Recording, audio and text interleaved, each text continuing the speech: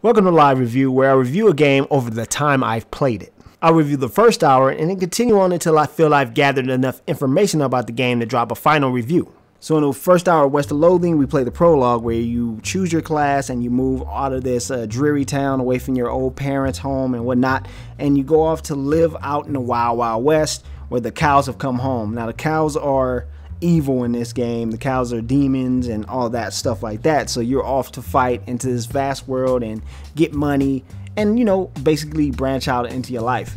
Now, the idea here is that you go in this town and you find your first horse and you find your first partner. Well, your first and last partner, because once you choose your partner, that's it. So the game really shows you the detail of its world. What you got here is a game that is both a hybrid of RPGs and adventure games, in a sense that it steals the turn-based systems from like Final Fantasy, but it makes it very simple and casual, so you don't really have to invest too much in it if you don't want to. Of course, there's a hard mode if you feel like you want to go in depth in the system, and you can choose each individual talent, but it simplifies it by letting you auto level and really making the combat just snappy, quick, and done. But the adventure elements are where the game really kind of opens up. It's more of a Secret of Monkey Island, more puzzle, and more of a thinking man's game than you would think, or a thinking person's game, so to speak. So you get these quests that you go on, and then some of them are really cerebral and some of them are simple, can be solved by your class or basically any kind of perk that you picked up on the way. Speaking of perks, it's like a Fallout style type of game, like the original Fallout, like Fallout 1 and 2.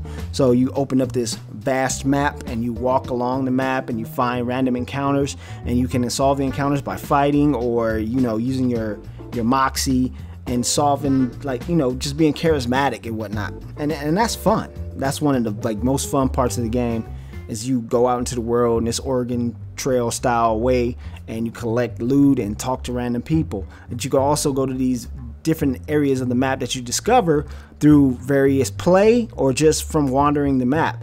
And it gives you a sense of scale for what a game is not, you know, completely open world where you can't just wander wherever you want. It still has that open world feeling, and it's great in that aspect.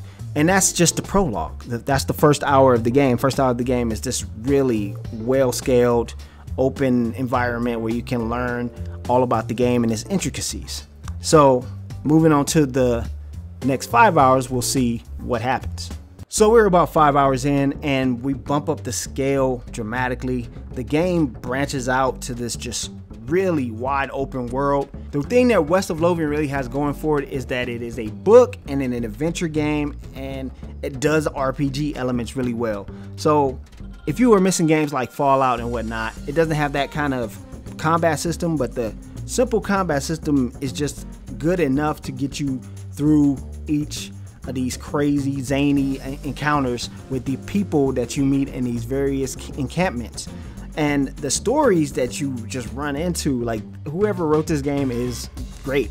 The writing is great. Like, you will encounter these various caves or areas. Like, there's one cave I went in and it was just a plaque where you just read about the story of the person and you wonder what's going to happen to them at the end.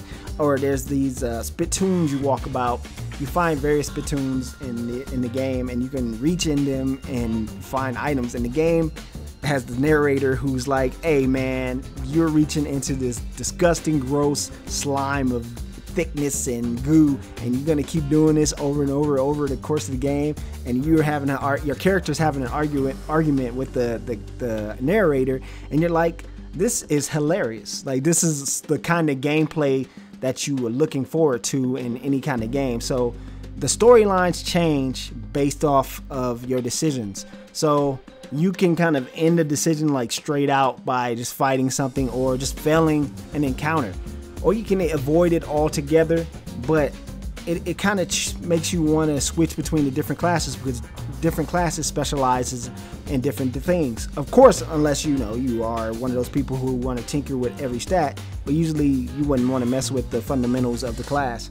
So there are decisions that you can't solve as a certain character that you might want to come back later and figure it out. There are also different partners, and different partners have different motivations. So I chose a doctor, and she's, you know, motivated by killing the undead. And then we have the female rancher whose family was, you know, devastated, and now she's wants to kill all the cows. So there's these little intricacies, and the perk system that you get, different perks that make you honorable or ruthless, and your decisions change based on that type of stuff.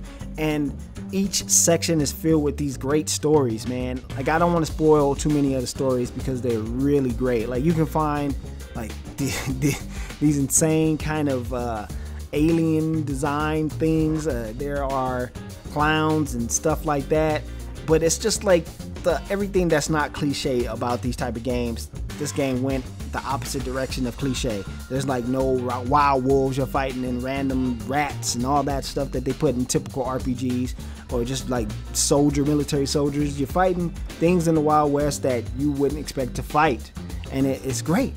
It's one of those games that make you go, wow, these dudes really thought outside the box. And not only that, they dedicated descriptive dialogue and animations to everything that they've done. Like, the game doesn't look that amazing from first glance, but then as the more you play it, the more you see the intricacies of each of the designs, and that the animation and everything in this game is pretty top notch. The music is even well done. I mean, it's not like the greatest music that you'll ever hear in your life. It's not epic or anything, but it's well done. There are like little sound cues where you hear like monsters or a little girl whistling. And if you want an RPG that's really good and really engrossing, it doesn't have any voice acting, and I was enthralled by it. That 5 hours that I played it at the beginning just went by and like without me even noticing, and I couldn't stop playing it. That's the thing about it. And then I would find areas where it would hit me with a puzzle that was very like ingenious and innovative, and I was like, wow, okay, this game is mixing it up for an RPG, because most RPGs are just about turn-based combat or some stupid side quests, but this one has like different fun little puzzles in it scattered everywhere. So it's really more of an adventure game than it is an RPG, even though it has tons of RPG elements that you can change. It has their own skill system for each classes.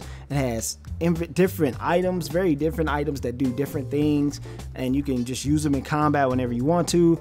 All the perk systems where they can change the dialogue or just your combat stance completely. Different weapons have different stats. All that stuff is all in the game, but it's simplified so that it isn't like a constant nuisance on you. I can't do anything in this game but just be happy that it exists. There's very few games that exist in this kind of state, and it's funny because it's an indie game, and indie games, you know, are great, but we're making all these RPGs like Final Fantasy 15, and you got this game like West of Loathing that just beats it in personality alone. If you have time, you have money, check out West of Loathing. It's one of the better RPGs / adventure games out there. It's a great hybrid. I can't stop playing it. So, you know, you may not like it. I love it. But, you know, it has a great sense of humor. It has a great storytelling devices. It's great.